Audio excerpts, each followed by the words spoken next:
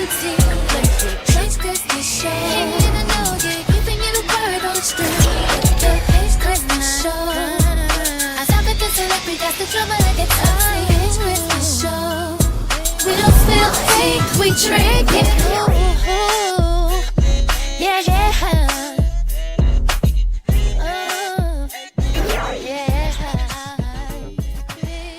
Hi guys, what is up? What is good? What is Gucci? It is your girl Paige Christie, and welcome to the Paige Christie Show. There's only two of us in here, so this is all we're gonna get every week. I am here with my beautiful, amazing, gorgeous, fantastic husband, Gareth. Welcome. I swear you only say that because you've got my hair. Yeah, I did. I cut his hair. His barber did an absolute number on him, and I'm no barber, but I did. You did pretty good. I look Good. trim. Okay, so today, first of all, okay, I don't even know where to begin this week because I feel like I have some stuff to get off my chest. Okay, so one of the things it is I wanted to talk about was on YouTube. I ended up posting. There's a little bit of controversy, and it's annoying me, but also I feel like it's a much bigger topic that I genuinely feel needs to be discussed. So a couple of days ago, I was on YouTube. I just want to let everyone know on my main channel that I hadn't died. That essentially, I was working on a really big project. If you guys don't know, I've been working on a James Charles project. I think me and the team have been working on it for about 3+ weeks at this point. We've been looking into bits and bobs over the years, but when it comes to this particular video, we have been working extensively to try and get all the research together, to put together the sequences. There's a lot of back work stuff that needed to be done for this video, and we're finally at a place where we think that the video might be able to go out this week, which is awesome, right? So I posted the thumbnail for it. Now, I don't really discuss like the ins and outs of the business of YouTube, but I have not made my own thumbnails on YouTube for like over a year. Mm-hmm. To begin with, we had Dustin Daly making my thumbnails. Like when I first I've hired people in the past before. And a young girl called Imogen who was making my thumbnails, had people who scammed me. Mm-hmm. I spoke about that in like a couple of episodes ago. People who scammed me when it came to like creating thumbnails and stuff like that. And I also worked with Dustin Daly, and Dustin Daly and me were doing thumbnails for a long time. Good thumbnails as well. I know, great thumbnails. You could probably even tell the point where Dustin Daly stopped creating my thumbnails and a new person came in. So now I have a new guy. This new guy has now been working with us for a while. He does the thumbnails for the Paige Christie Show, and he does the thumbnails for the main channel. Why am I talking to you guys about people making me thumbnails? Well, because on one of my thumbnails that I had commissioned for us, there was AI in it, and I had absolutely no idea. Now, I was the person who gave my thumbnail guy the picture of AI. So it's a photograph. If I've got it, I'll put it on the screen right now. It's a picture of James Charles and Kayla Malik right next to each other, and Kayla Malik has got a hand over her face. At no fucking point did I think that the photo that I'd chosen to give to the thumbnail person was AI. And you saw the photo, you didn't clock it straight away. I sent the photo to my researchers and all that kind of, they didn't clock the photo at all. But like literally every single person, we did not clock that it was AI until I obviously posted it in my community tab the other day and people started bringing it to our attention. And when I sent it to my researcher, I'll even post what it is that she said, because as soon as I found out, I said to her, I was like, hey, did you know this was AI? She was like, never in a million years would I think that this was AI. So, like, literally nobody clocked it. And it wasn't until you guys brought it to our attention that it was clocked. Now, I ended up getting a lot of heat for this, for AI. And we have, like, sensitivity around AI. This is the second time for this channel that we have had AI. So, a situation taking place where people are upset with AI. And I don't know what is going on in this universe, but it feels like we've got quite a lot of hypersensitivity surrounding AI. Now, for me personally, I don't really have a huge issue with AI as long as it's used well. But then, like, there's the conversation about how much, power it takes to create things with AI and how it's like destroying the planet. That I understand how generative AI is now using and learning based on humans, meaning that plagiarism and intellectual property and copyright infringement is taking place quite frequently, specifically with generative AI, which also takes a lot of energy. So there's a lot of things that I think are very plausible reasons why people dislike AI. But then I ended up seeing a video. And can I just say, before we close this whole situation, we are having a brand new thumbnail made. Thank you for letting me know it's AI, but y'all need to seriously calm down and stop shouting at people because not everybody knows what AI is. Like, I didn't clock it. My team didn't clock it. And isn't the point of AI the idea that it's supposed to feel as human as possible? It's getting that way. I mean, early stage of AI, you could tell the difference big time. Yeah. These days, the way that AI has developed the past 5 years is insane. Look at those profiles that you saw on Instagram the other day, and all those guys are, oh my, you're amazing, you look beautiful. Yes. Oh my God. So a couple of days ago, I was on Instagram and there was like something that I saw that looked to me at least like obvious AI. And it was like, there were these girls and they're like making all of these different accounts and they're like sexually provocative accounts of them like, walking somewhere or sitting down, shaking their boobs or whatever. And it's so AI generated. The movements didn't feel real to me. No, they weren't humanistic. It didn't look like human at all. It just didn't feel human. And I clocked, I was like, that's AI. And I didn't realize that these girls are creating these people, I don't know. Yeah, it could be a 50-year-old old man in a basement somewhere. But they're creating OnlyFans and charging people for this AI content. Crazy. Of them doing suggestive things.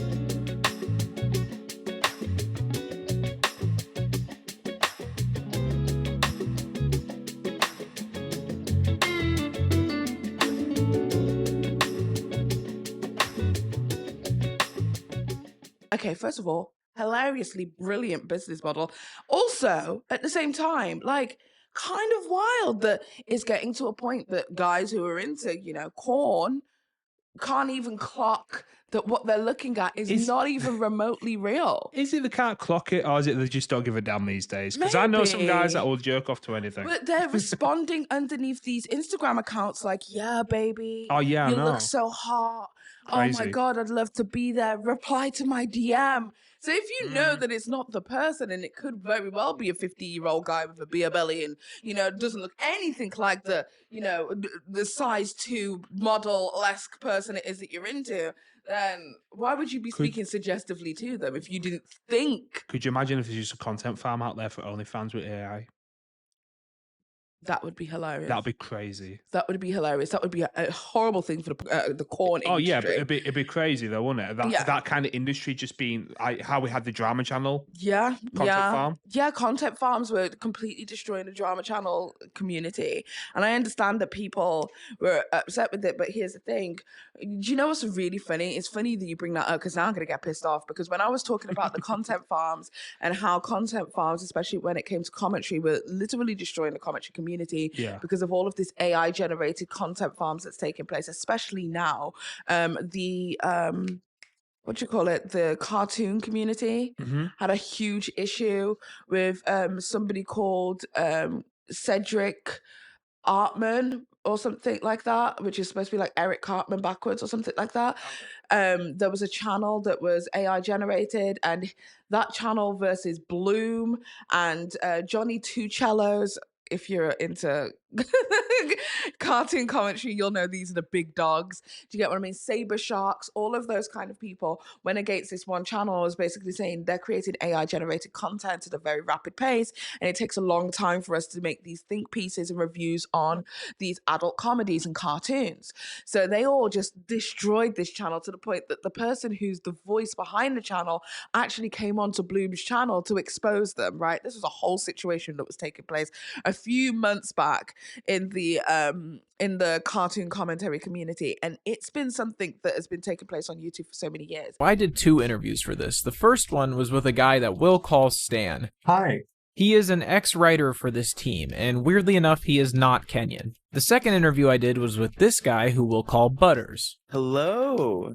Butters is an editor who was at one point hired by the team. He never actually got to edit one of their videos because he quit before that. But his specialty is in these AI content farms, and he provides a lot of insight into that world. So let's go ahead and listen to what they have to say. And what were people saying to us? Shut your mouth. It doesn't matter.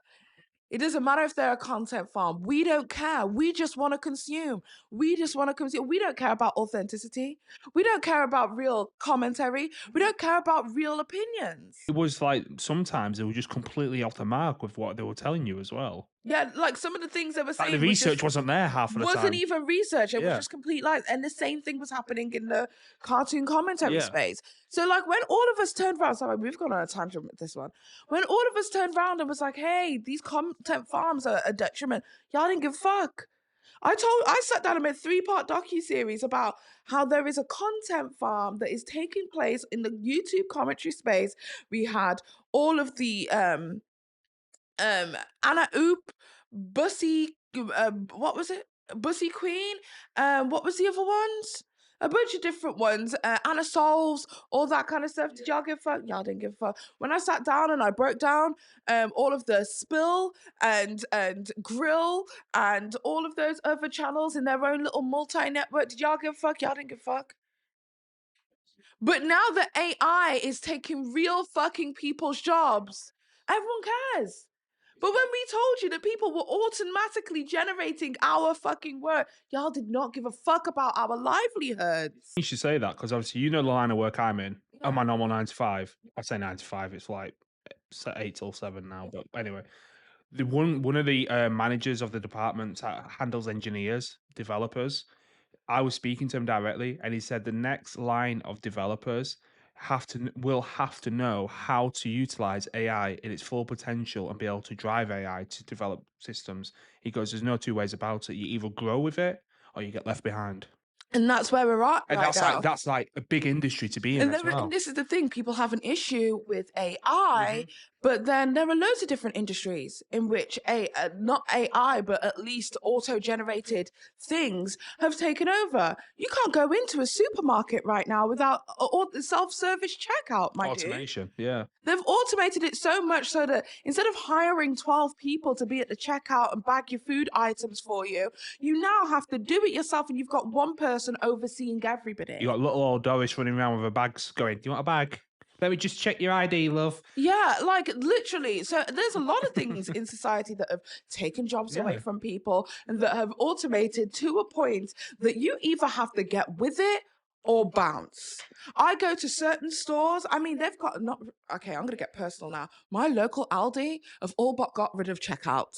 And it is driving me insane that there are more self-checkouts than there is for food shops. Because I do big food shops. I've got a family of 4. I do big food shops. So it is really annoying to go there and to be having to stand there for like 10 minutes waiting for somebody to come over to scan me out because they're only doing the self-service checkouts at the moment. So this has become an inconvenience for me, but I know for a fact it has taken millions of jobs away from people and nobody fucking cared. So here's a video, Gareth, that I want to show you that I came across literally today that really made me think about AI and how we're getting to the point now that it's got so fucking fast that like the development of AI has got so fast that you either have to get with it at this point or get out of it. It's like the turn of the century when the internet came around. This is what this person's talking about. Yeah. So let me show you about AI getting too big. This is a video by Nime. Nime is a content creator on TikTok, but also she's pretty big on Instagram as well.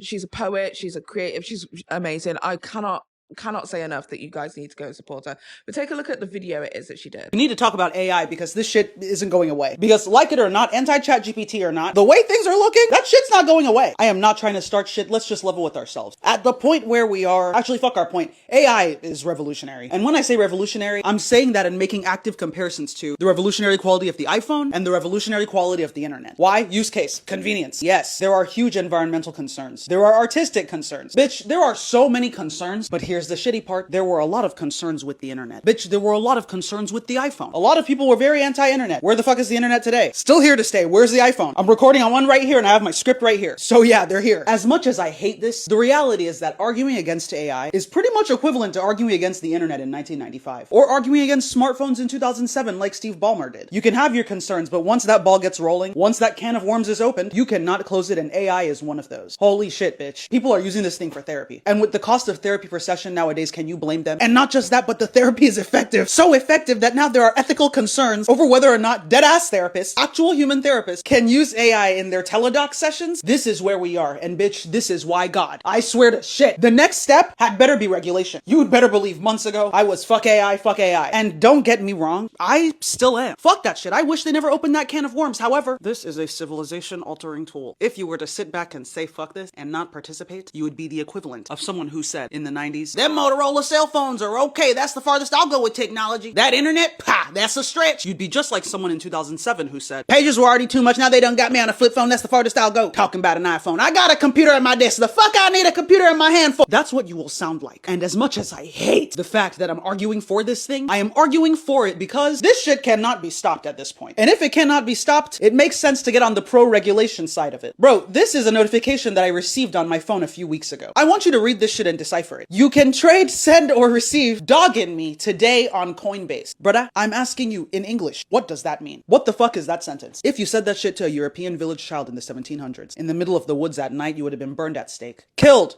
All because you decided to say a sentence that resembles an incantation. Now you have to confess or burn. Aw fuck, but lucky you, that sentence isn't an incantation. That is a notification that was allowed to be disseminated through the App Store to your phone through an app that sells Cumcoin and has all your bank account information. AI must be regulated. They didn't want to regulate blockchain shit or crypto shit, and now you can buy or sell dog and me on Coinbase. Congrats. Yes, the inception of AI brings so many different issues. Environmental, ethical, artistic, the issue of people's faces and images being IP. Y'all just saw the writer strikes, the SAG strikes. There are so many more issues that this technology is going to uncover, and I personally think that it is too big to put back in the box from whence it came. Therefore, interact with it so you can learn it and not be left behind. However, advocate for its regulation before you have to pay 3 Cumcoins to see Grok's AI rendered ass. So in that video, she's basically saying that like AI is moving so rapidly that we are getting to a point that we cannot move past it. And it's getting, and turning it back to my post on YouTube where I was saying, hey, you know, this is my thumbnail, da da da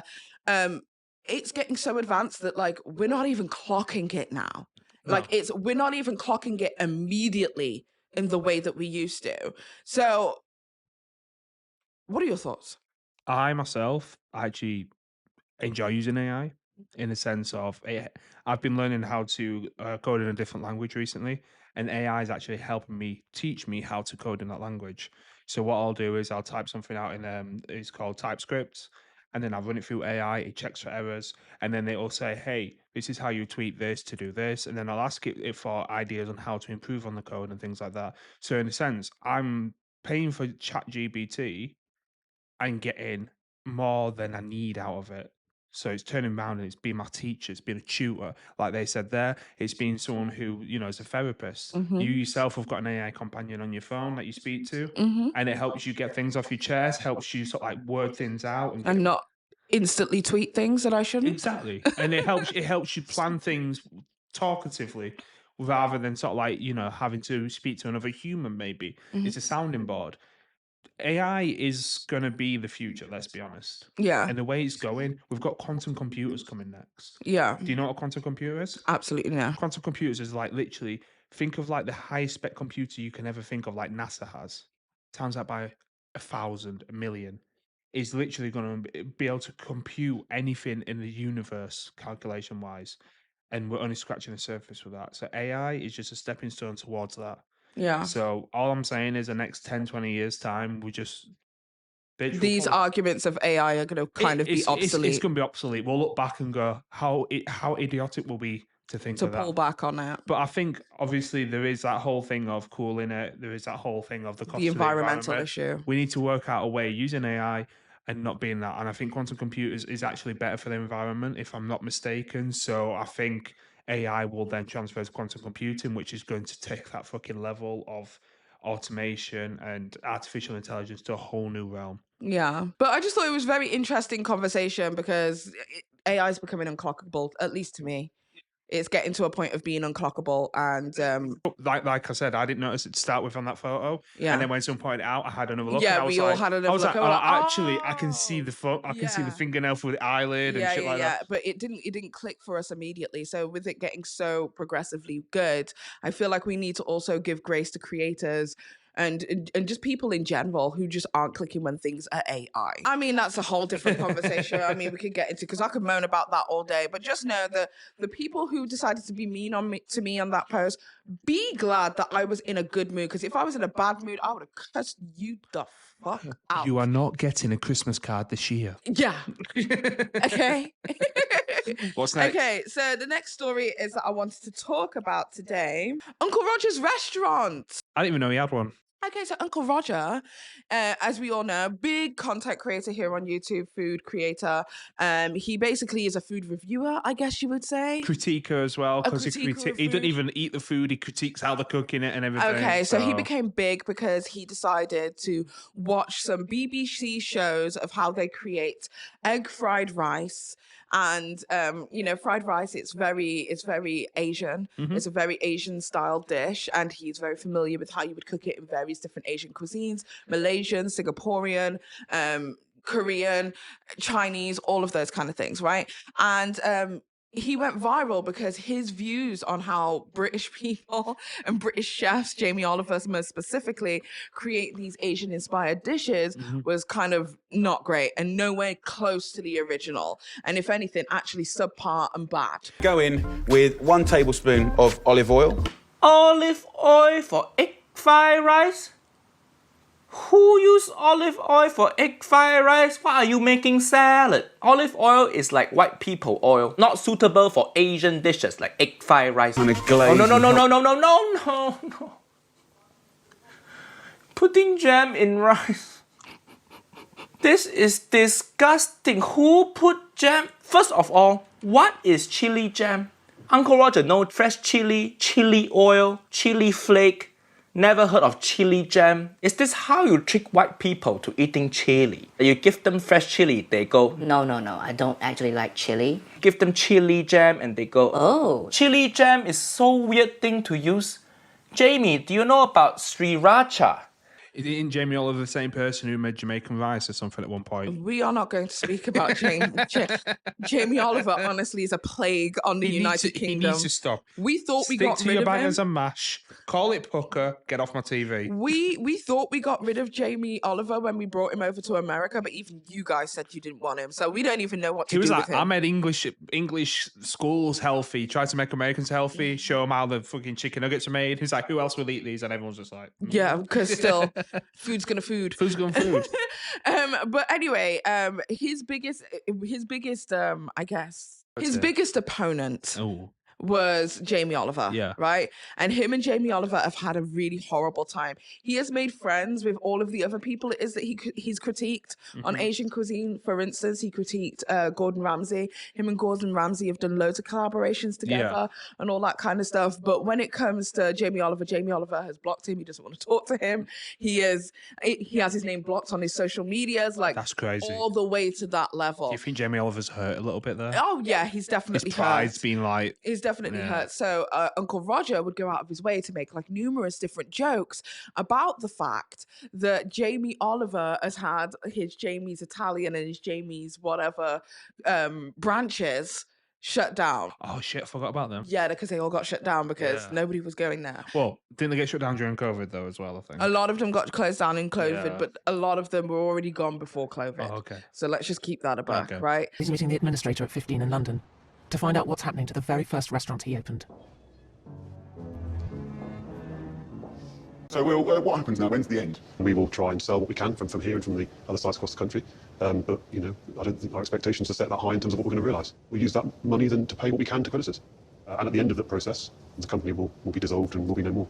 To survive in this industry is really tough. I was very naive at the time. I was good at running one restaurant, but I wouldn't call myself a businessman. I'm kind of like, you know, good at quite a few things, but not necessarily brilliant at everything. So, and we've been to a Jamie's Italian. It wasn't great. No, was that Jamie's Italian or was that Ask Italian? No, we went to Jamie's. That one in Hull? Oh, no, I'm talking about when I went. Sorry, I went in Cardiff. Oh, so you're just going to a restaurant? I don't think we were together. Yeah, in fairness. we haven't been to Cardiff since we've been together. Yeah, so I went to Jamie's Italian. I didn't think it was very great. No. It was average Italian food. Yeah. Kind of like prezzo. Like I wasn't. That's bad. I wasn't like prezzo's fine. No, it's but just, like you expect you like expect a chef. certain But saying that, level. it was a chain restaurant. Yeah. It's not like Jamie's in the back cooking them for you. But I mean, Gordon Ramsay's still doing pretty well with all of his. Yes and no. There's been complaints, but I mean, I saw the food in the review a couple of days ago. It looked amazing. But anyway, the whole point is that he has released a chain of restaurants over in Malaysia. It's Uncle Roger, yeah? Uncle Roger. Okay. He's released a chain of restaurants over in Malaysia, and people aren't happy with it. Shit. So the main dish that they create over there is fried rice. And people don't like the fried rice. This is the thing. Okay. Uncle Roger may be able to cook fried rice himself. But when you're then trying to quality control against all these different chefs recreating your dish. It's not just a recreation of the actual dish itself. People are saying that the wait times are too long. Mm-hmm. So there are people who are going to the store because obviously when it first launched about like 6-7 months ago, there was like a long ass queue of people waiting to get in. So people were going early in the morning before the store opened, waited outside for 40 minutes to get in to be the first. Okay. So that means that if you're the first, that means you're the first to get seated, the first to get food. The girl who went in and was one of the first 10 people to be seated at Uncle Roger then had to wait an additional hour to get her food. The worst dining experience I had in Malaysia. For yo, it's Uncle Roger. This was the first place I hit up when I arrived in Malaysia. After all, I am a fan and I like fried rice. There was already a queue 40 minutes before opening time and I was one of the first people in. I did not expect more than half of the menu to be already sold out. After 21 minutes of waiting, my drink finally arrived. The cup was really cute, but oh my god, talk about false advertising. I laughed it off at this point, but I didn't realize it was going to get much worse. It's been 50 minutes since I sat down and I still haven't received my fried rice. I was so bored I decided to go live. I made eye contact with the guy who was queuing before me who still hadn't received his food. At least he had better company. I'm guessing these tissues are for your eyes and not your mouth. My food finally arrived after 1 hour of being seated. Tears of joy. I was so hungry. So now you know if you see a queue outside Uncle Roger's restaurant, it's not because it's popular, but because of the slow service. The fried rice did look good though, but was the taste worth over an hour wait? Something the table next to me wanted to know too. Probably the best fried rice right now because I'm so hungry. That's true. There, I said it. Uncle Roger was right, it's the best fried rice in town after a 15-hour fast. Needless to say, I won't be coming back and I won't recommend this to anyone who is not a content creator invited by Uncle Roger himself. Because if you watched their videos like I did, they got such good service. But if you're going in as a nobody small potato, they won't give a shit. Thing is, if you're going in at what time in the morning, are you sure the ovens are even on at that time? Like, they've got a prep and everything. So if you get seated in the morning for food... Well, realistically, you shouldn't be opening the store before you've even prepped. Yeah, exactly. But... So basically, she was saying that this was the worst food experience. And she was speaking to other people who were around her. And they were all saying that this was a bad experience. I watched another food creator on YouTube who also said it was a bad experience. Took them over 40 to 60 minutes to get seated and get some food. Do you get what I mean? So I think it was a 45-minute wait to get in. Yeah. And then he had an additional 40-ish minutes before he even got appetizers. It took him 25 minutes after he sat down to even get drinks. After about exactly 1 hour, I finally got into the restaurant. Okay, time to find out if Uncle Roger's actually good at being an Asian. I went there with a friend, and we wanted to get some of their Uncle Roger recommended fried rice dishes and some appetizers. I've read many complaints online about how the fried rice is quite expensive here, which I must say is true, as it seems that they're almost 2 times more expensive even compared to Malaysian franchise restaurants. I don't know what's going on in the kitchen, but it's been 15 minutes since I ordered my fried rice. I still haven't got it. It's a little frustrating, but okay. But yeah, 15 minutes in, we got some of our orders. I'm still waiting for a few. Unacceptable. It took so long to get some of my foods that it was kind of a disaster as a visitor experience, but the restaurant only opened a few weeks ago, so I'll give them a break. So, like, it was a long time. I suppose it depends on how busy the restaurant is as well, how many servers you got. They may be underestimated. I don't think it's I've been a case devil's of advocate here. You know no, I don't think it's underestimating, because there was also another person who said that unless you've been hired or doing some kind of sponsorship or invited by Uncle Roger and his team to come over, the reviews aren't good.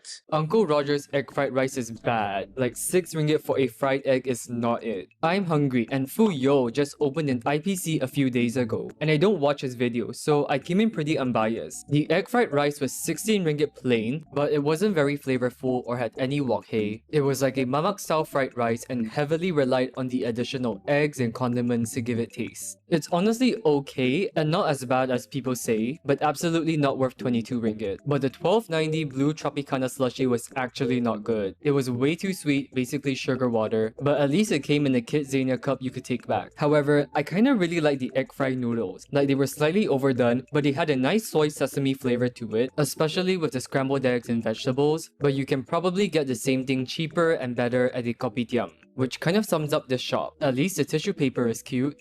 So now Uncle Roger has decided to change things a little bit. He's reduced the price because a lot of people were upset with the price, that thought that it's way too expensive for fried rice. Way too expensive. So they brought down the price. Everybody's okay with that now. We are right now back in Uncle Roger's restaurant to try his new menu. And apparently, right, his price just dropped. His fried rice was 18 ringgit, but now it reduced to 16 ringgit. They've also decided to bring in some new dishes. One of the new dishes is like kind of like a noodle dish, but it's like a chow mein style noodle dish. Yeah. And people prefer the chow mein noodle style dish over the fried rice, which is the one thing that Uncle Roger has been like the pioneer for, how to do fried rice correctly.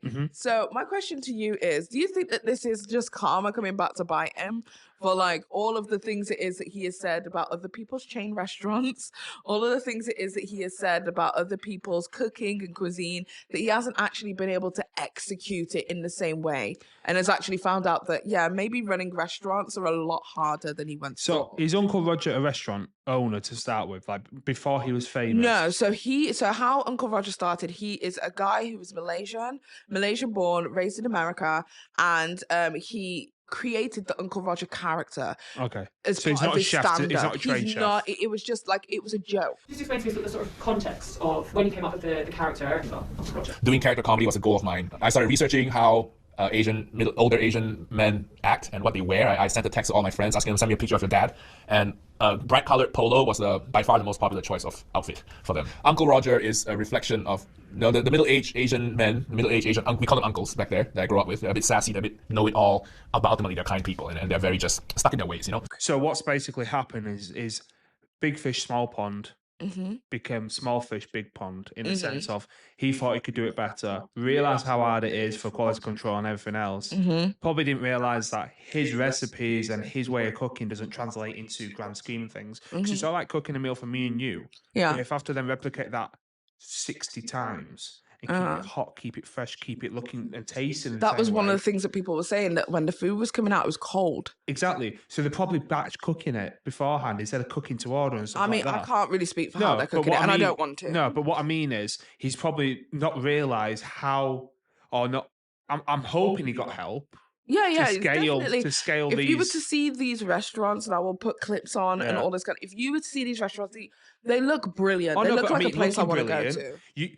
You can have something that looks amazing, but the operational side of things, I hope he's had someone help him scale up from what he does, because it's all like cooking for 1 and 2 people, but then to get a group of chefs to cook that same meal over and over again for 60, 70 people an hour, different scenario. So maybe it is a bit of karma coming back to him. Maybe he thought, I can do it better, and didn't realise how hard it is to actually run a restaurant. Yeah. To set a chain up like that. Yeah. But It sounds like they're tweaking as they go, and I hope that they've learned from it and they continue to make the changes and get it together. Yeah, and I like hope the it's fact. successful for him. I like the fact that he has decided to start like tweaking it. Yeah. I like the fact that he was like, okay, I hear you. Let's change this because it's not working. It needs to be done. Because a lot of these companies are not very receptive and they're like, oh, well, fuck it, deal with it. Yeah. At the end of the day, it's going to go downhill if you don't do anything about it. Yeah. If it's that badly received, change the shit. Yeah. So that's what's been going on with Uncle Roger. He hasn't actually really spoken out about any of this, but what I will say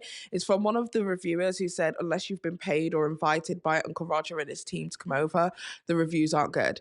And when I started looking at the people who were invited by Uncle Roger, who were like, and I got to meet him and he came over to our table and da-da-da-da, versus the people who just went as regular paying people, it does feel like the experience differs greatly. Do you know what's given? Salt Bay. Remember Remember when he opened his restaurant? Yeah, you remember when he opened his restaurant? Yeah. And he charged people like 500 quid just for. Well, it's not that. there. It's like say if fried rice, I don't know, was supposed to cost like £7 for a good fried rice dish. It's like costing maybe like 17, which is double the price. Which you sit down and think, oh, that's a bit much. Yeah, it's You know, like obviously that's not the price. It's like going point, to by the way. Asda and then going to M&S. You pay for the brand name. Yeah, but then if the quality, we know that if you're buying M&S, that the quality is going to go up. It's not just any food; it's M&S food. But if you go to M&S, you know you're getting better quality. Yeah. With Uncle Roger, people weren't feeling the quality. You was of the price expecting point. it, but you get let down. Exactly. I think it's overhyping a situation as well, and people thinking it's going to be up here level. I think he's got a brilliant idea for his chain restaurant. Yeah. And I even watched a content creator who went back a second time after the hype had died down to give it another try to see if it was just growing pains. And they said, and this was in a review like 4 months ago, they said it's still having the same issues. That's a bit annoying. Yeah. And he said that like just the overall experience was just not something that he can really get on board with, but he's willing to go back in another couple months' time to see if it changes again. I hope they get together. So, When I came here, it took almost an hour to get my food after ordering it. I'm hoping it's just that one day, but it'd be interesting to see if the experience is similar today. After ordering, we had to wait about 20 minutes, and we got our first items, the drinks. So, I finally got my drinks. Aside from the price, I didn't have much to complain about it. It was very refreshing, and I think it'll go nicely with the fried rice. But where is my fried rice? Excuse me, is this some kind of an omakase experience? It took 20 minutes to get a drink. I would like my appetizer now. Alright, thank you. So after about 30 minutes, we got our first appetizer, the crispy chicken. So I got the fried chicken. I didn't get the pork yet. All I wanted to ask was just a fork. I tried to get their attention for a long time. Like, a really long time. It was like mean high school girls trying to bully me low-key. I became an invisible man. They're ignoring me on purpose.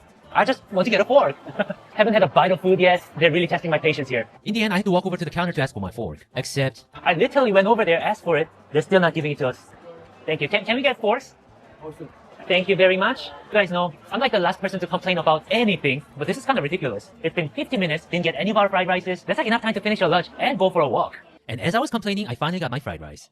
Whoa, okay, thank you. So is this worth all that wait and testing the limits of my patience?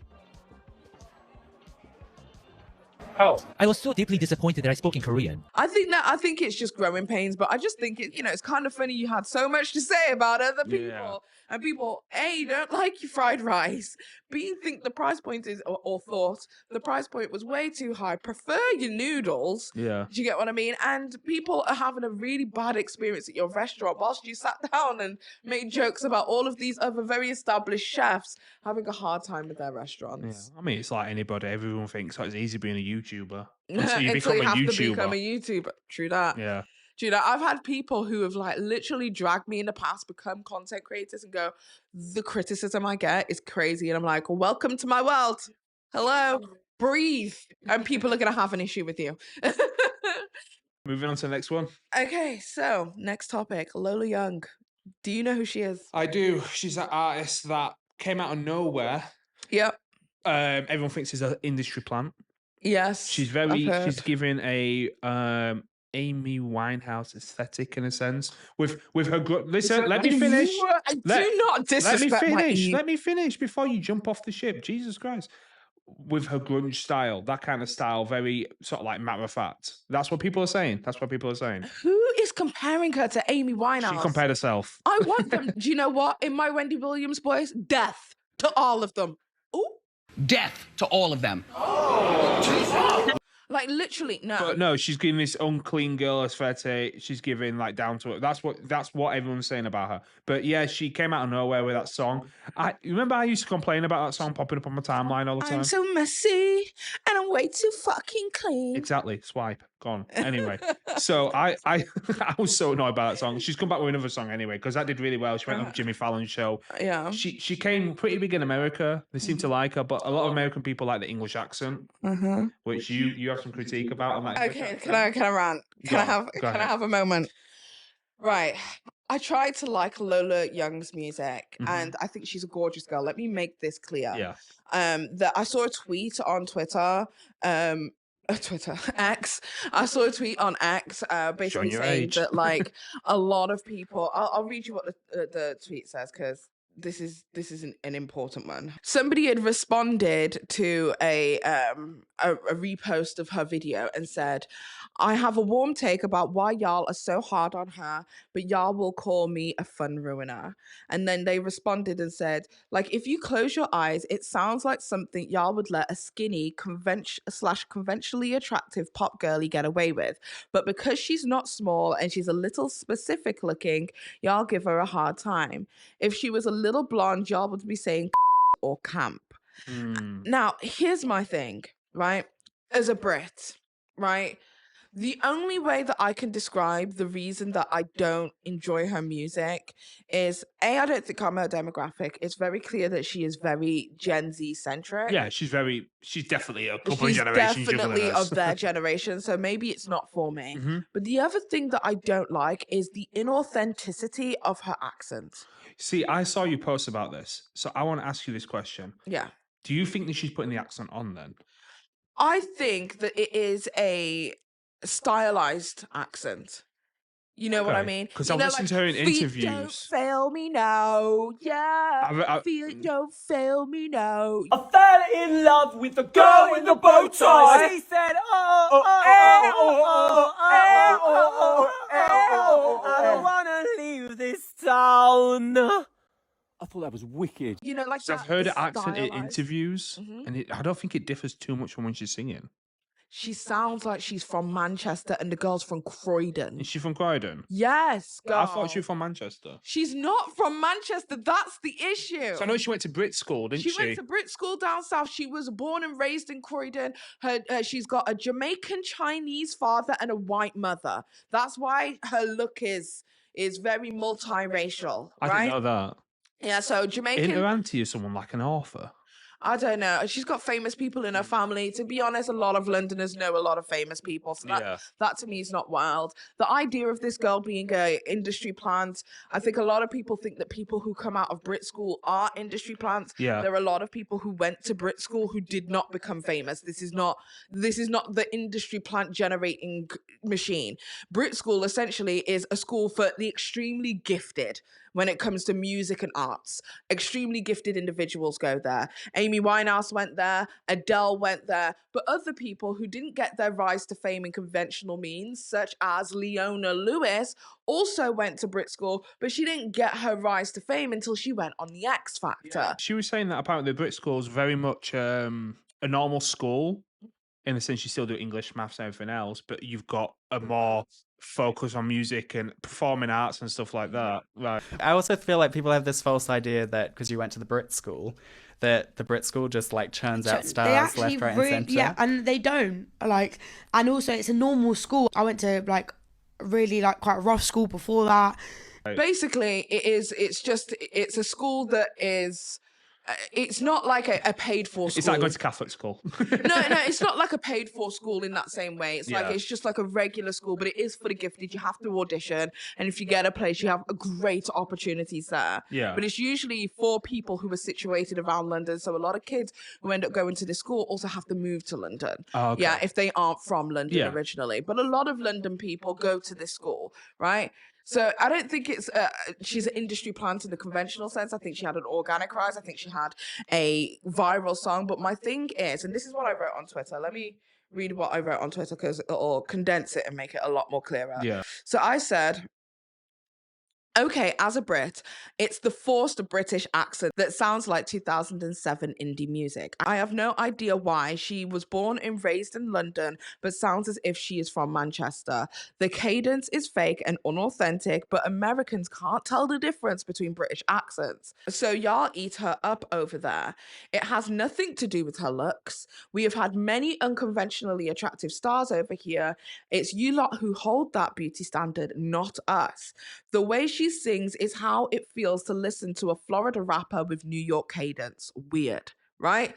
Now, I decided to write down a list because here's the thing. People are like, oh, it's because she's ugly. It's because she's overweight. It's because first of all, she's not overweight. She's not ugly. I don't know why people are saying that. I think she's a gorgeous looking girl, right? I just think she's got an unconventional face, right? It's an unconventional beauty. And people are like, oh, no, it's because she doesn't have this look. No, Americans need that kind of look. That's why they say that British actors aren't able to go over to America in the same way because we like reality. We like unconventional beauty. Whereas in America, they like very, prim cut. Like if you look at those high school movies, the kids all look gorgeous. Yeah. Do you get what I mean? Whereas in our high school movies, the kids look raggedy, girl. They look like in between us. Like they look like any kid that you would know. You know what I mean? Did you know that TV executives once said that British actors might simply be too ugly for a foreign audience? In fact, British television often focus on a sense of gritty realism that focus on hiring average actors compared to American television show who basically hire supermodels. And the British audience even has a pretty realistic version of what characters are supposed to look like, since a struggling mom isn't supposed to look like she just got her hair done. And many Brits feel that American TV shows feel a little bit dystopian since many of these actors don't really fit their role. And this has even led to many remakes overseas since many producers feel that Americans won't like these type of shows. And when we talk about attractiveness, according to the president of E1 Entertainment, some of the most popular shows in America also have some of the best looking actors. Many even consider that in America, hiring attractive actors is even important for sales. And this makes a lot of sense since shows can be taken off after 1 or 2 episodes if the ratings are bad. And you can say that this sense of gritty realism is pretty iconic to the British culture. And most of the actors in the UK are hired out of school for their skills and not for their looks like we do in the States. Many even have experience in Broadway before moving to television as well as movies. And for many Brits, it's way more important to hire realistic leads with whom many Brits can relate to. So I decided to write down a list of unconventionally beautiful artists that I believe British people have been able to translate globally. So we have Amy Winehouse, Adele before she lost weight, Ellie Goulding, Florence Welch from Florence and the Machine, Jessie J, Lily Allen, Paloma Faith, MIA, and Duffy. Mm-hmm. Those are all women, in my humble opinion, who are not necessarily your conventional style of beauty, but still gorgeous, right? But not your conventional style of beauty. And I feel like she fits that narrative. So it's not a case that people have an issue with her looks. The case is that people just aren't resonating. And I think that America loves her, but when it comes out over here, I don't hear the UK people talking about Lola Young in the same way that I hear the Americans talk about her. She kind of broke America before breaking England. Yeah.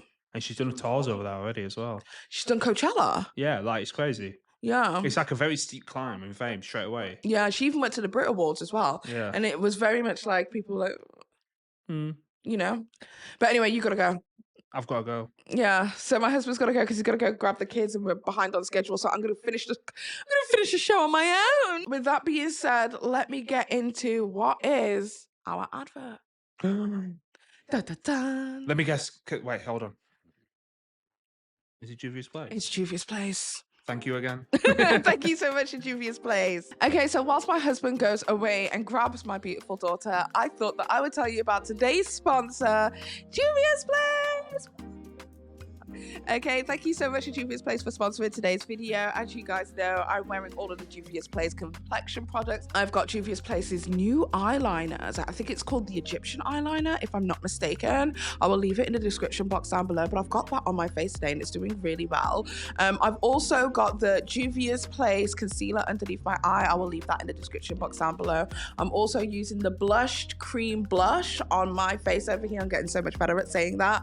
It's going all the way up my face and that looks looks really cute as well. I'm also using some Juvia's Place palettes. I'm using the Heroin 2 highlighter on my highlight. So if you guys would like to check out all of the products it is at Juvia's Place, definitely take a look at the link in the description box down below. That's www.juviasplace.com, and tell them that Paige sent you. Thank you so much to Juvia's Place for sponsoring today's video, and let's move on to the next story, which is going to be when my husband returns. So what I'm going to do right now is just sit here in silence and wait.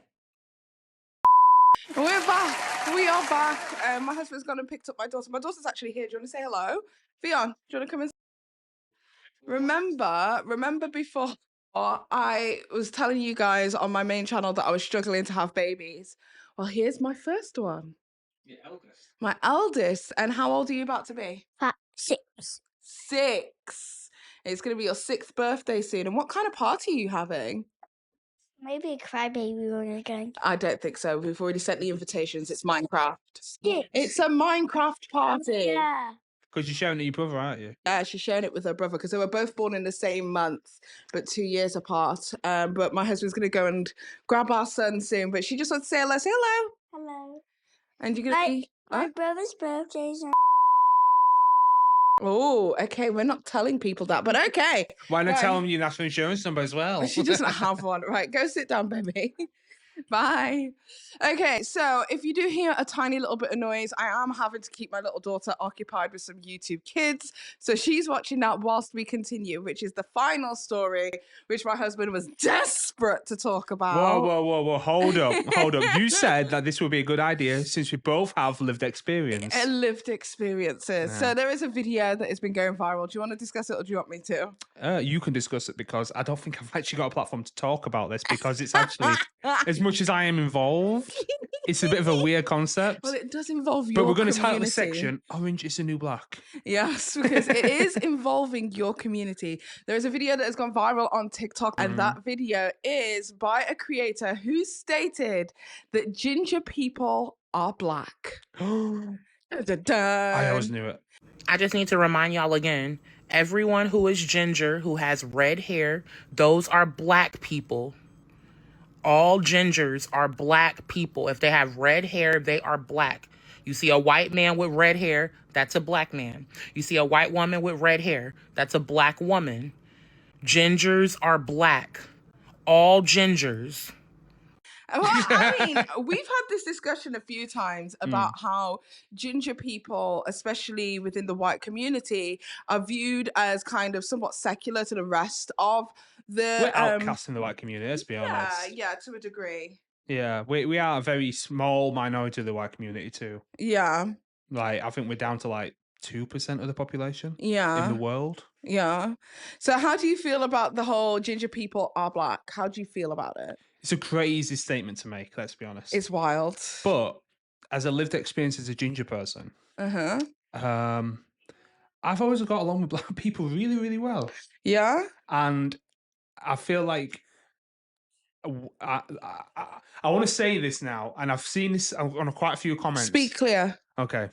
And this isn't just to like this is just my lived experience. He's so scared. Here I we am, go. because it's a touchy subject. Brace yourselves. Are we going to be cancelled before the next episode? I feel like a lot of black women do actually find ginger guys attractive, in a sense, because I've had that comment quite a few times, and I've seen it quite a few times, not just on my stuff, but a lot of ginger guys I always posts. find that when I see like interracial relationships on, especially the ones that have been promoted on TikTok and stuff, Yeah. it's always a white ginger man with a black woman. That is something that I see common.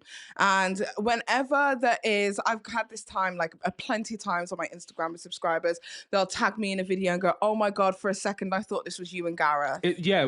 It's crazy to think that. Even like some of our close friends tagged us in a video and goes, "Is this Gaz? Is this you?" And I think it's because to a degree, obviously not to the same degree, and it will never be the same, because obviously there is a benefit of white privilege that you do still possess, right?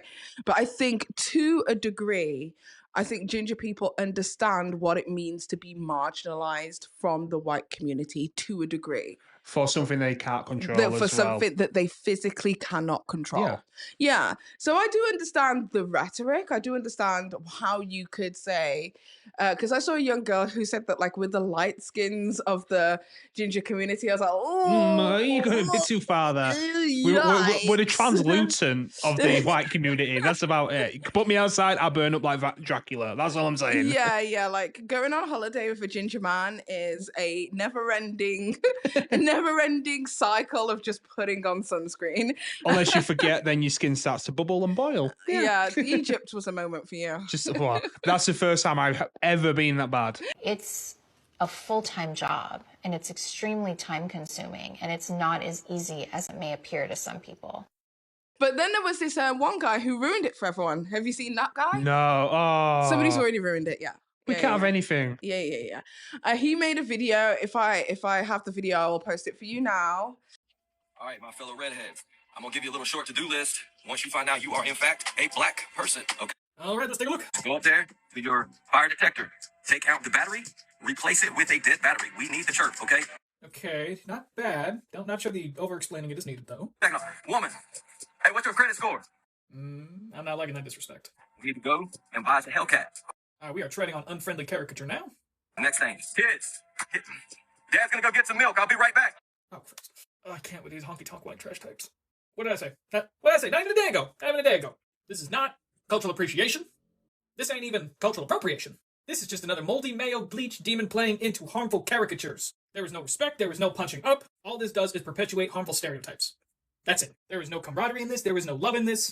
All you are doing is showing the black community exactly why they should have left well enough alone with us. So nope, I am taking your ginger card. You are now just a person with red hair. Because a ginger is not engaging in this type of nonsense. Your ignorance and your pandering to racist white people with their stupid-ass portrayals of black stereotypes? No, that shit don't fly here.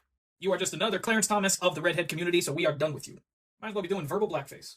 So yeah, there you have it. How do you feel about that one ginger person ruining it for everybody? It's always the 1% that ruins it for everybody else in every community. In every community. But It'll be why? like, not all men, and then there's this like one guy who's like, what?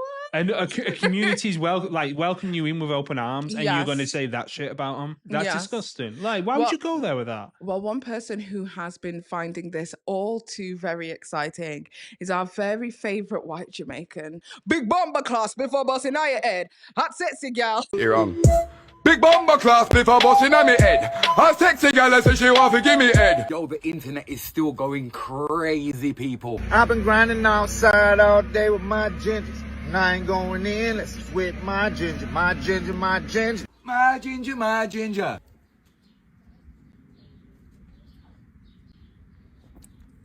When we fuck pussy turn What's red. his actual name? M.R. M.R. No, M. Dot or something. Is it M.R?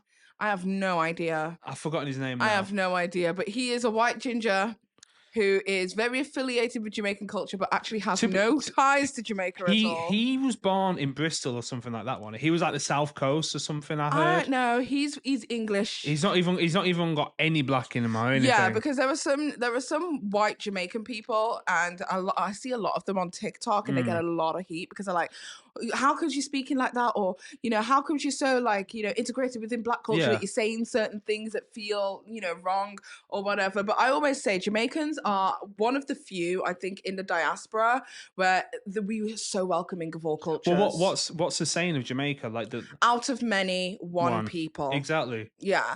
And that's because we have Jamaican English, we have Jamaican Russian, we have Jamaican Chinese, we have Jamaican Indian. Jamaican Germans. And we have Jamaican Germans.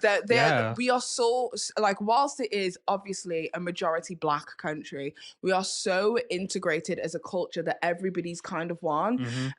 We embrace culture from all over the world, no matter what way it is that you choose to present it. Besides, may I say, JAFAICAN, Peter Andre, I need you to have several fucking seats. You want to go to Jamaica, pose as this Jamaican gangster, steal all his dough, and then hope to live. Let them know, man, say that. Kill man, all right. Lop. Waiting for that movie to come out. I hope it still comes out. Are you going to watch it? I want to watch it and see what it's all about.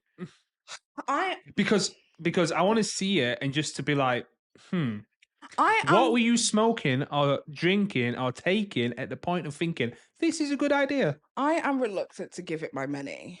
I'm not going to give it his money. Or bootleg it. No. No. You won't steal a car. You won't steal a house. Do you remember that advert? But yeah. That's driving a tow car. I would. Yeah, well, I mean, bootleg maybe, but like I'm definitely not putting. It's not going to go to. It's not going to go to cinemas. No, it is. It's yes. They've managed to get a deal only in the United Kingdom, by the way, for them to do it in cinemas in the United Kingdom. So basically, our local cinema, we could essentially pop in and watch JAFAICAN. I just don't want to give it my money. I don't want to give it my money. Not that I'm offended. Can I just say I'm not one of those Jamaican British people who get offended at everything. Not that I'm offended. I'm just unhappy that it is a Jamaican-centric movie with limited to no Jamaicans in it. And the Jamaica, the country, or Jamaica, the government, or Jamaica, the people, didn't receive any benefit from that movie. The only Jamaicans I think that are actually in that movie are the extras in the background. Yeah, There's because no real even Jamaican the main actors or anything. characters aren't Jamaican. No, so I think they're some all of them are African. yeah. So for me personally, I don't want to give it my money, because if my people aren't seeing anything, because we can have a laugh at ourselves, and we have for several years. Yeah. But if we're not getting anything out of it, you're not going to benefit on our behalf. No, exactly. You know what I mean? Because now it feels very minstrelly, you know? So I mean, I'm not offended. He's wearing fake tan in the movie, hey, let's be honest. Hey, let me just be honest. It could be hilarious. I could be missing completely out. We should probably all give it a chance. But as a Jamaican person, my people need to benefit. You can't benefit from our culture and not give back. I want to know who wrote it. Like, who came up with the idea? Oh, God. The guy who came up with it is African. See, that makes it feel worse for me. When we think about the way that Jamaican culture is portrayed, when people, I guess, mock Jamaican culture, quite often they don a dreadlock wig. I mean, Peter dons this in the film. Do you understand why Jamaicans and Caribbean people are might be offended by this? Do you know what? I think we're in a time where a lot of people are offended by, I mean, you could drop your hat and people are offended. The Jamaican motto, out of many is one people, right? Peter's character is a white guy from London who goes to Jamaica to imitate a white Jamaican. I would understand if why has he got, if he's imitating a white Jamaican, why does he have an Afro textured dreadlock wig on? Because for one, when I went to Jamaica myself, I saw numerous white people in Jamaica. But it's an Afro textured wig. That had locks. I remember, it's a comedy, it's not a real person. It's a fictitious character. But do you think, if we're talking about it's comedy and fictitious, because I hear what you're saying, I think comedy is really important, right? Yeah. But I guess when people of a particular culture are finding it offensive, where is the line? Jamaicans, a lot of the Jamaican people that are messaging us can't wait to see the film. It's a lot of people, the majority of people that I'm getting messages from are not offended by it. It is a comedy, and it's not, like I said, you're talking about a person who's literally imitating another white person from Jamaica. Like, I've got nothing against African people. I've got loads of African friends there's and stuff, nothing. Here's the thing: there's nothing wrong with an African director. No, there's nothing wrong with African writers. There's nothing wrong with having these people do these things. But why couldn't he be African instead of Jamaican? But the people themselves need to benefit, and if you are going to be represent that culture, you have to represent it in a way that is somewhat respectful. Yeah. You know, if you are going to poke jokes, then let the people in on a joke in the same way. Yeah. It's like remember when all of the actors and voice actors stopped doing certain voices, like the guy on Simpsons stopped doing the voice of Apu because it was culturally insensitive. The guy who did Cleveland Brown's voice then stopped doing Cleveland Brown's voice because it was culturally insensitive, and all of those kind of things. And it's because you do a good Cleveland Brown impression. My name is Cleveland Brown. My name is Cleveland Brown, and I am proud to be right back in my hometown. My new friend. Sorry. My favorite one is Lois. Oh, Peter. We're getting copyright struck just for that. But when all of that was taking place, when everyone was kind of like waking up to that, it was because the representation of the people was bad. I don't think it's necessarily that the person who voice acted of a different race. Yeah, this is the thing. They never really did it in a not insensitive way, but in a malicious way. No, they were playing playing a character, but it was culturally insensitive to the fact. Yeah. It's like how Apu, you know, who loves the Quickie Mart? I do.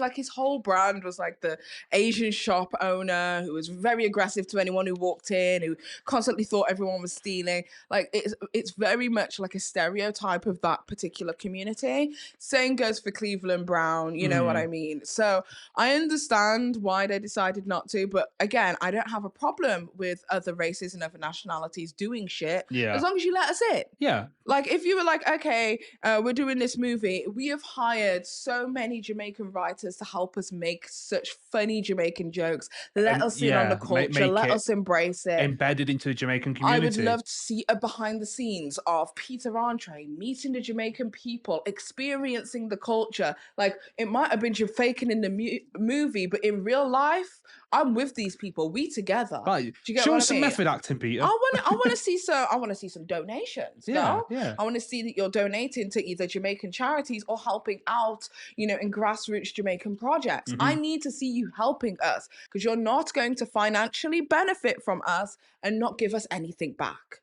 We're gonna laugh and we're gonna kiki and we're gonna hee hee ha ha. I want to hee hee ha ha too. I want to be in it. Anyway, we've drifted so far off the original subject here. We're on Peter Andre from Gingers. Sorry, yeah. So, just a question for you. Okay. Now, this is like a personal question from me to you. Yeah. So, we've been together, 10 years? Yeah. Been married since 2017? 18. 18. Well Why do I done. always put an extra year on it? I have Well no done. idea. Every year he forgets the anniversary. Carry on. No, I don't forget the anniversary. Yes, you do. What's the date of our anniversary? 24th. It's the 25th, Why don't Gareth. It is the 25th of August, 2018. How do you forget? You see that? No, literally every year. Now, when I cuss him out on our anniversary, I want to hear nothing because he I don't never know. remembers. I have no idea why. But the thing is, I know it's August, but for some reason, my head automatically goes to 24th every time. You panicked. I did, yeah. Anyway, let me finish my question. So obviously, when people live together, they pick up traits of each other. Yeah. Now you know for a fact that some of my wording has changed over the years, has it not? Yes. How do you feel as a Jamaican English woman looking at how I speak sometimes? Do you feel it's forced? Do you feel it's because a lot of people start to put a forced accent on or forced words or Right. I think there is a difference between culturally assimilating, right? So because there were certain phrases, certain ways that I will say certain things in Jamaican dialect, in patois. Yeah. We also have to remember, as much as people like to say that patois is a dialect rather than a language, it is a language. a lot of words in there that are... So for me, this is just the equivalent of, say, somebody who's American who's dating an Hispanic individual speaking Spanish to their kids from time to time. For me, that's no problem. So if you said like, why are you being so fast? I say that all the time though, but that's something I've picked stop up. Being so wootless. Or you know what I mean? Like say whatever kind of phrases in Jamaican. Because I've realised over the years my vocabulary's changed a little bit. As in the way I speak to you sometimes, not in a derogative way or anything, but there's certain words I use, certain phrases I use, I've picked up from yourself, even from your family as well. Your mum says certain things, I'll pick that up as well. And that's always been a question at the back of my mind. Is that assimilation? Is it, just because obviously if you took an English person, stuck them in America, they're going to pick up mannerisms from America and everything else. But I've not changed country.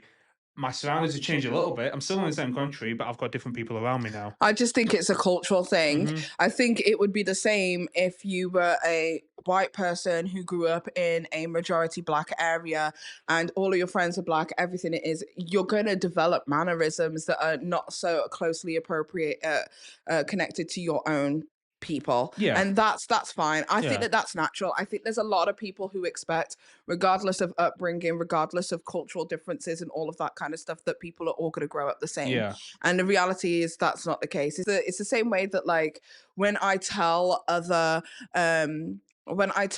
people outside of Britain, maybe, that I am a black person who grew up in a majority white area and didn't develop black friends until late into my teens, that is quite a different experience than, say, some of my family members who stayed in Wolverhampton and were surrounded by black people all the time. So I had to kind of learn my culture in like teen to adulthood, I think, to till about 19 was where I was like, okay, I know who I am.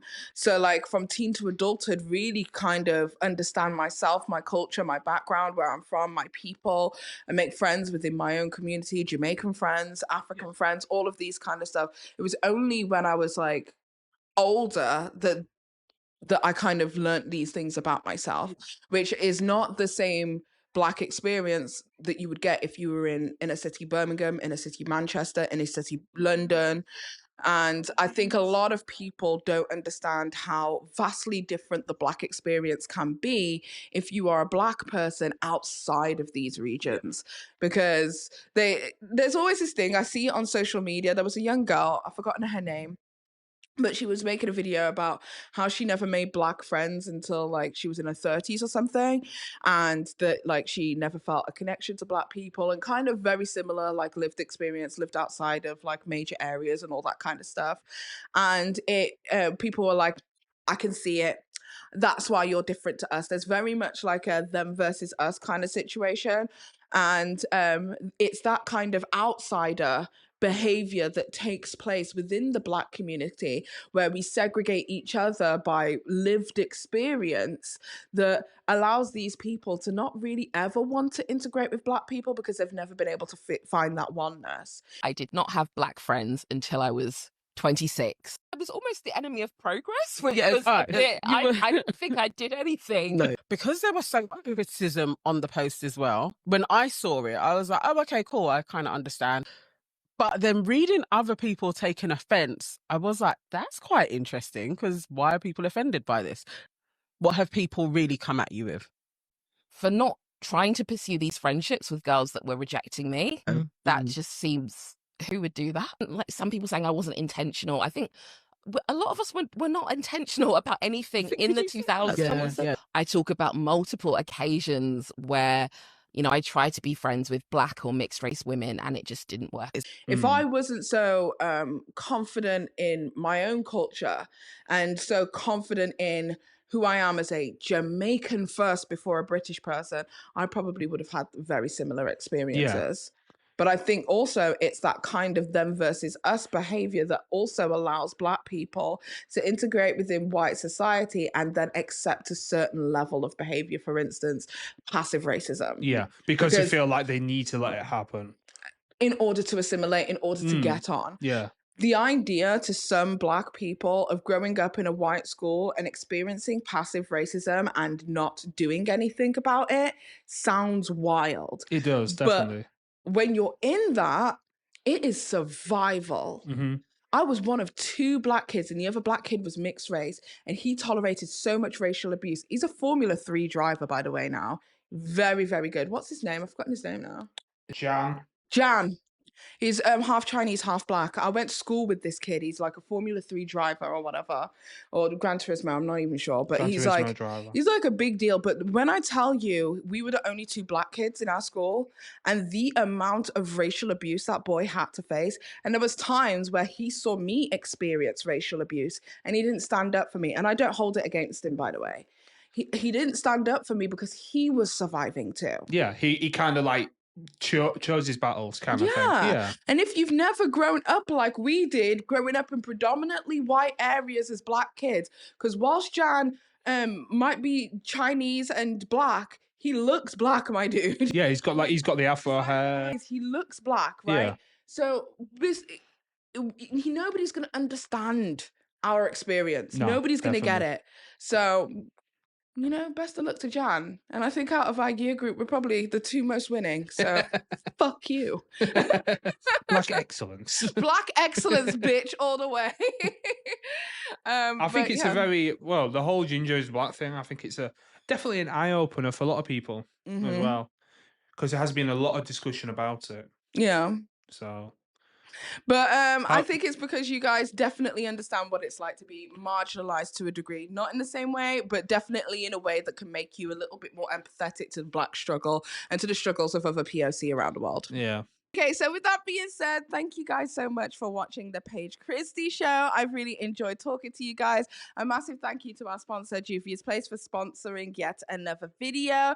And a massive thank you to my beautiful daughter, Fionn, who has been beautifully quiet whilst we've been recording. Good job. It's a gold star. Gold stars all the way. That was brilliant. That If you was wonder why so we're looking good. down, she's laid on the floor Yeah, right she's now. laid on the floor watching YouTube Kids on my phone. But with that being said, I hope you guys have an amazing day or evening, whatever the hell it is you're doing. Don't forget to check the Patreon. We have a Patreon and we are starting members on this channel. So if you would like to become a member, get notified before videos go out. Also be able to see some behind the scenes videos and footage. Definitely check that out.